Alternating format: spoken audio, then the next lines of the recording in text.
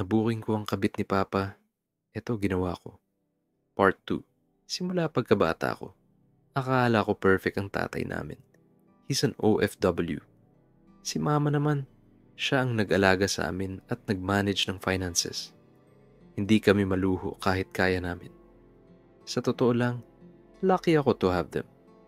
Pero bigla na lang nawala si Mama at dun bumagsak ang mundo ko. May hawak akong ebidensya noon sa kabit ni Papa. Pero natakot ako para sa future ng mga kapatid ko. Pinili kong manahimik. Ako ang panganay. Ako ang sinisisi. Pagkawala ni Mama, sumabog ako. Inaway ko lahat. Ginawa ko lahat para masira ang kabit. Gumawa ako ng dummy accounts.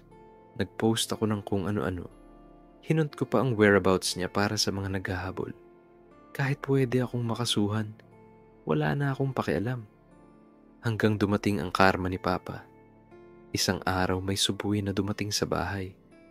Ginamit pala ni Kabit ang bank details ni Papa. Pera ng clients dumadaan kay Papa. Umabot sa 800,000 piso. Para mailigtas ang sarili niya, si Papa ang nagbayad. Napamahal daw si Kabit kay Papa.